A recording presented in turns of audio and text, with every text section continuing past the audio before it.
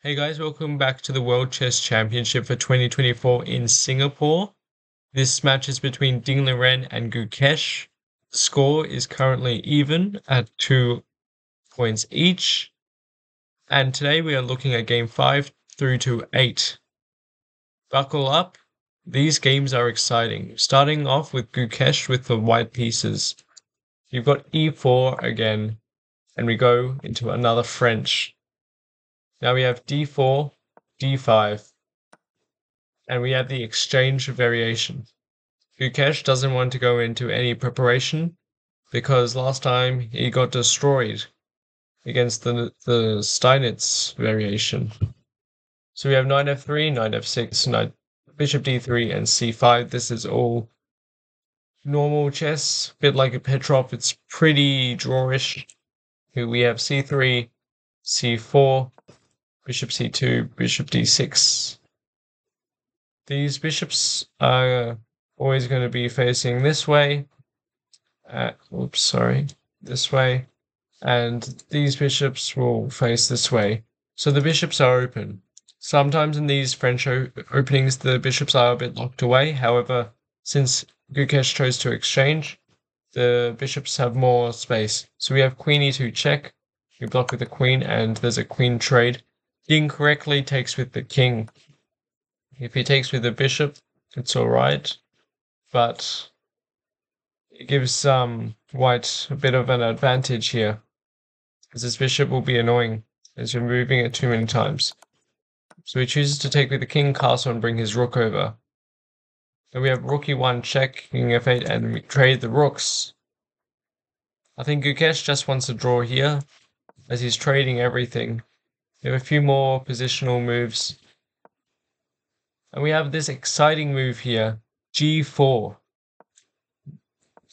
G4 attacks the knight, and it's putting pressure on Ding. However, it isn't the most accurate move, and Ding finds the most accurate response, which is knight f4.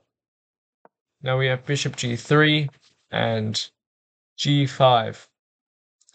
This is GUKESH trying to trade off the pieces and go for a draw. However, as you can see, the pawn structure favors Ding now. So it didn't really favor for him, and he went back with his knight. You have rook e8, knight e5. You have a trade, and GUKESH makes this mistake. He was supposed to take with the rook, which keeps it even. Because if we have a rook trade here, it's completely even. However, he took with a pawn, and now the pawn becomes a target. So we have knight e3, the knight jumps in, we have a trade, we have f3, the knight jumps in, we trade, and now we have these scary pawns that want to promote. We have rook d4, another inaccurate move from GUKESH, giving Ding a +1 advantage. Now we have bishop c6, an inaccuracy from Ding. I don't know what he was trying to do here. However, I think he was thinking, if the rook takes, I take this pawn, and everything falls. However, GUKESH correctly responds to rook d4, bishop takes, king marches forward, and the bishop slides back, another inaccuracy, and the eval bar is now even again. We have a rook takes the pawn, rook d8. This is really scary for GUKESH. However, it's even, and he just trades, and we will start to go into a draw, as you can see here. It's a draw. So the score is 2.5. Now, time to go to game number 6. I'm going to swap around these guys.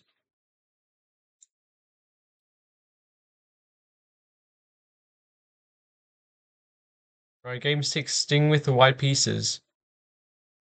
Every time we've seen a game with Ding, we've gotten an interesting opening. Today we have d4, knight f6, bishop f4. We have the London. Last time we got the London, he beat Jan Nepomniachtchi in the 2023 World Chess Championship with the first ever London in a World Championship. That was a great game by Ding. However, GUKESH probably prepared against the London. His d5, e3, e6, bishop f3, and c5. All correct. This has all been played in the London before. Correctly trades, the queen jumps forward. We have castles, queen a3, knight e4, bishop d2, and we have e5. This move puts pressure on the center for white, and look how beautiful these pawns are placed from GUKESH, all in the center and really strong. And we have this pawn pyramid here too, which also deflects the attack from GUKESH's strong pawn structure. So we have a trade, and GUKESH goes queen g6 here. And the thing is, it's only been 4 minutes used for Ding and 6 minutes used for GUKESH, and it's move 13. This is the only game where they're moving fast. And in this preparation that GUKESH probably had, he gave Ding a free pawn, an extra pawn. However, it's equal according to the computer. You have knight d2, and GUKESH takes a pawn here on g2, and another pawn, and they trade. This is really risky position from GUKESH's queen is in the middle of the board, and even though this rook is attacking the b2 square. However, Ding's pieces are alive. They're going to become alive, as you can see. So it might not be just rainbows and unicorns for GUKESH, because he's going to have to stop Ding from attacking him. And you see here, Ding is playing correctly. He has a huge advantage already, and it's only move 21. He has 2 really nice placed pawns. It could be pass pawns in the future, and GUKESH has this weak pawn. Same with this pawn. And these pawns are just going to fly forward if GUKESH doesn't play correctly. So we have trades, and here Ding offers a queen trade, and then it will probably turn out to be a draw. However, we have queen e7, queen d6, queen g5, queen d5, queen e7, and they're about to go into a draw, as you can see here. However, GUKESH declines the draw offer. It is a slight mistake. However, you see with the eval bar, he should have taken the draw. Now Ding has a huge advantage here. However, can he really convert it? We have rook d1, the triple stack on the d file. This is really strong. We have g6, queen e5, rook e8, and we offer a queen trade. GUKESH declines it, and we have a few moves here. Ding plays this inaccurate move, and the computer goes back to equal. Now, they both have less than 15 minutes left, and they have 6 moves to make without increment, so they aren't going to be thinking too much. Well, they'll have to be thinking as much as they can. However, their choices may not be the best. However, we have the best moves with the queen trade. We have f5, and an inaccurate move by Ding. We have e3, the pawn jumping forward. We have rook e2, and a mistake by GUKESH. Rook e7. Can Ding capitalize on his mistake? No, he can't. King d3 goes back to equal once again. And we see a few more moves later. They trade and shuffle their pieces around. And they end up in a draw. The score is 3 apiece. Time for game number 7.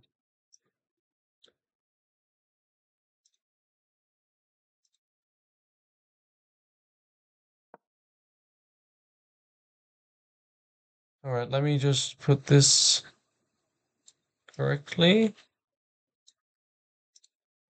This game was a crazy game by GUKESH, as you can see by the first move. He went knight f3 into a reti. d5, g3, King's Indian attack. We have g6, d4, bishop g7, c4. We have the modern defense, c6, bishop g2, knight f6, castles. And we go into an opening called the Neo Grunfeld Defense Classical Original Defense. This is a very solid choice from both sides, as they both have a fianchettoed bishop here, and they have a Slav structure here. Rook e1. This is a part of GUKESH's prep. Don't mind the inaccuracy. He knows what he's doing. We have a trade and e4. Bishop g4. We have knight d2, and a mistake from Ding already. It's only move 9, and GUKESH has an advantage. And look at Ding's time. He's only played 9 moves, and he's spent 40 minutes already. You don't get that time back until move 40. So he needs to play accurately to not lose this game. We have the correct move, d5, and we have e6. We have h3, and we have a trade of pieces. Now we trade the pawns in the center. The knight e7, great move. It was the only move to keep the advantage minimal. The second best move was rook e8, and the advantage goes up to +1 for white. So we have knight d7, and we have GUKESH taking the pawn. We have b5. The knight jumps back to a3. Ding has these strong pawns here, as you can see. However, GUKESH is playing pretty accurately. He's only spent 20 minutes. It's been 15 moves. And Ding has spent an hour. So he needs to get 25 moves in 1 hour to not lose on time again. We have queen b6, bishop f4. We have a rook possible trade here. We have queen d2. Nice move by GUKESH. The other rook jumps in. And we have knight c2. GUKESH is playing really accurately here, and he's using his time well. He has really nice bishops here, and even though Ding has these nice knights, these two bishops stare down the board. They rip apart the board. None of Ding's pieces go past these bishops. That's how strong these bishops are. We have a knight maneuver, knight f8. We have b4 attacking on the queen side, knocking at the door of Ding Liren's position. We have c4, and we have a small inaccuracy, bishop e3 attacking the queen. We have queen a6 and bishop e4.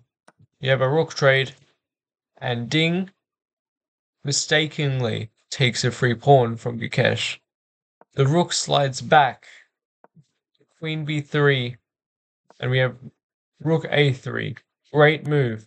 We have a check. And GUKESH's king correctly goes to g2. We have rook d7 and rook a5 attacking not 1 but 2 pawns. And these pawns are just going to fly forward. We have queen b3, which is not a good move whatsoever. The advantage goes up by quite a bit to 1.5. We have rook a3, and we have a small shuffle until GUKESH takes the b5 pawn. Now, look at their times. They both have 15 minutes left to make 11 moves.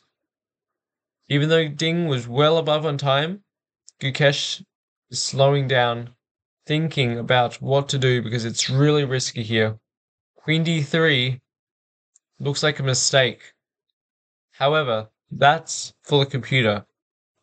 It's really hard to pick the correct move because let's say you want to go here. Look at the advantage. It's good for Ding. What if you want to trade? I'm not there. That's also a bad move. If you want to trade, it goes back to even. Well then, what if you just want to step out of the way? Let's say queen here. Nope. What about here? And that was what was played, is a missed move. It isn't a losing one, however, it wasn't the best option there. Computer wanted bishop e3. It's a tough move to find.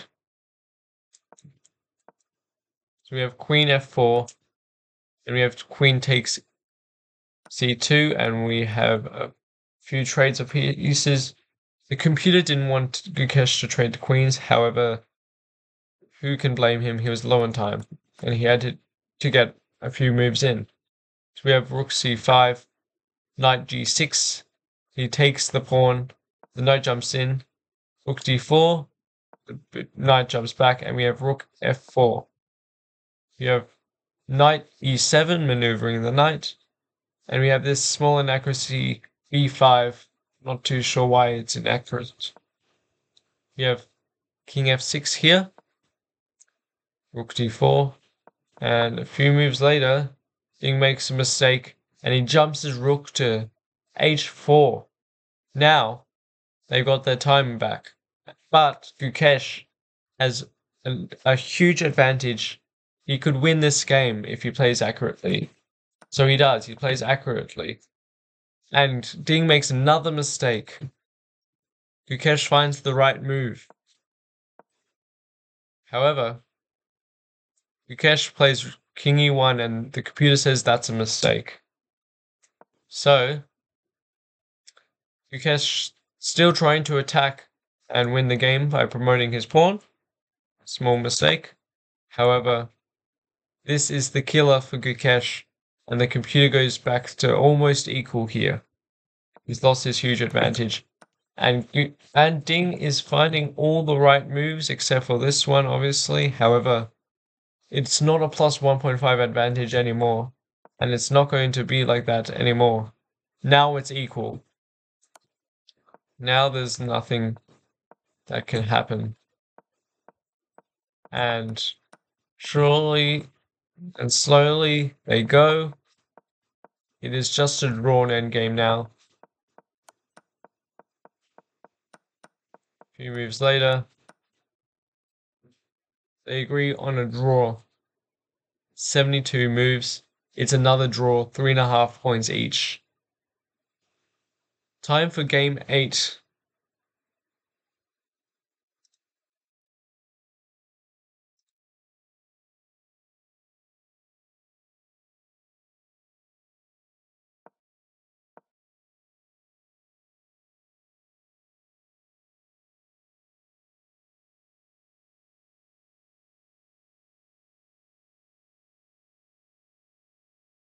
This game is a crazy game.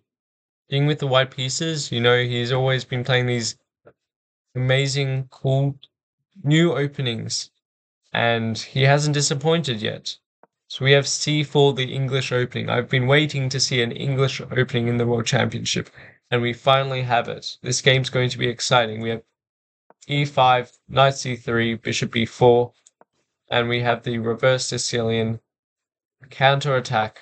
We have Knight F3, D6, G3, and a few moves later, we get this type of position. This is going to be a long game in the English. A lot of maneuvers and a lot of attacking moves. There will be a lot of possibilities here. Knight jumps back, and Ding attacks in the center. We had C4, and now we have F4. Both wings are open. We have a trade and a trade. The position is wild. Ding's rook is in the middle of the board. And Ding has already spent an hour, like the other game before. However, this game is a bit easier than the other game, and he should be able to spend his time decently and not lose on time this game. We have Knight C2, a small inaccuracy, and another inaccuracy, Queen C7. We have Knight D4. The bishop jumps back correctly. If not, he would have been worse. We have d3. The knight jumps in, the knight jumps back. Very passive from Ding Liren. He's playing defensive chess. However, GUKESH here makes a mistake. Knight d7. It's not a great move. And the computer goes back to equal. We have a rook trade. And here we go. Ding has made a mistake. Rook b1 is not the correct move here. As GUKESH has b5 attacking on the queen side, we have a trade with a correct check. The king slides back and we have a trade. The bishop goes back to b2. It's a mistake because here's a pawn for GUKESH. However, here he makes a mistake. He brought the wrong knight. He had to find this move, which stopped any other threats from coming in. Because with this move, at some point you're going to get the bishop, and it's going to be hard because you're protecting too many things at once. So that's why it's not the correct move. We have rook c1 and another mistake. Bishop b3, trying to complicate things. If you take, it is not good, even though you get the queen. Or you don't have to take the bishop, you can take the rook. It's a +3 for GUKESH, and he would win this game. So we have queen e1. And another mistake, the third consecutive mistake by GUKESH. The computer, in fact, is ahead for Ding in this position now, +1. And Ding just finds the correct moves. Even though he has 13 minutes for 10 moves, these are fairly simple moves to find. Except for this move, knight d4. It's alright, the computer doesn't hate it. It just says it's a mistake because there were so many other better moves here. You have bishop f7, knight c6, rook takes. And here, GUKESH is up a point of material, and if he plays accurately, he will convert and win this game.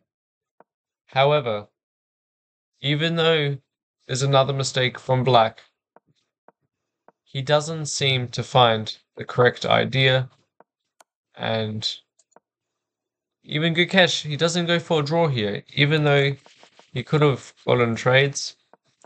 He thinks he might be better, and he goes queen a2 check. However, it's a bit too late. And eventually, they will trade their queens and trade into a draw by agreement. The score is 4 each. Who's going to strike next? Is it Ding or GUKESH? Please leave your opinions in the comments about who you think will get the next major win.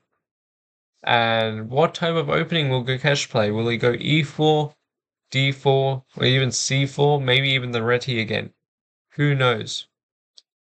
Thanks everybody for watching. Make sure to check out the Big Bash Chess Festival. There's going to be a advertisement. I'm not going to play it in this episode. However, if you go onto the channel, there is an advertisement for the Big Bash Chess Festival, and there's also information in the description. Please make sure to check it. It's a online chess event with many title players and prize money. Make sure to subscribe on YouTube and on the Twitch. Thanks everybody for watching, and we'll see you for game number 9.